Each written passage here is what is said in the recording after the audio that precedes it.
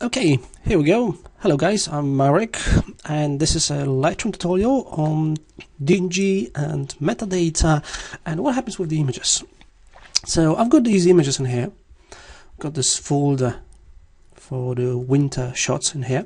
I'm going to show you what they look like on the computer. So I'm just going to click on one of the images, maybe this one here. I'll right click on it and choose Show in Explorer, or if you're on a Mac, Show in Finder. That's how you can quickly find where the images are. On here, there are some raw images. RAW is the raw format from Fuji, and there are two JPEGs as well. So as you can see, there are no other files in here. Now let me make some changes. So I'm going to maybe quickly edit one of the images. This one, for example, I'm just going to jump into Develop module, just make a few changes to this image. Remember, everything you do in Lightroom is non-destructive, and Lightroom remembers everything you do. With this image here, what I'm going to do is, it's just loading, it's a high-res image. I'm going to minimize that for a moment.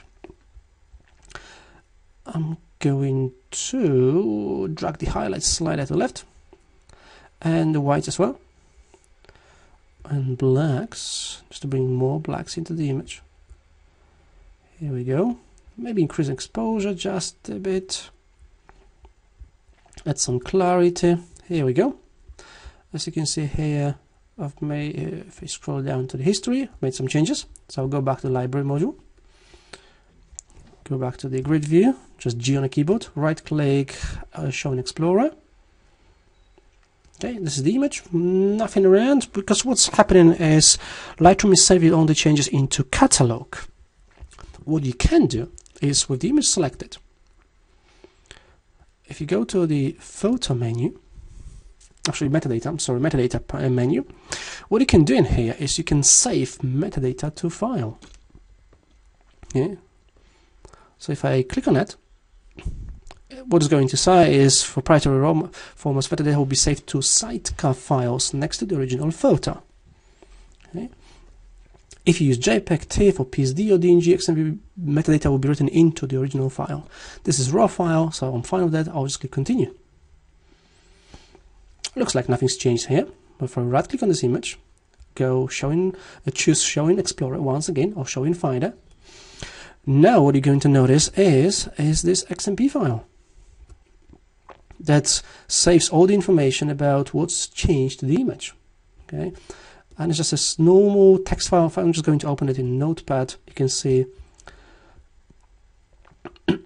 there's lots of information here about what's changed to the image, including some copyright or the metadata. Okay, I'm just going to close that. I'm just going to delete that. Yes, I'm going to move it back to the bin. Or close that, back into Lightroom. Okay. Another option you get with the Lightroom is when you work with the raw images, or not just raw, but especially with raw, is when you go to metadata, you can also read metadata from the file. Okay.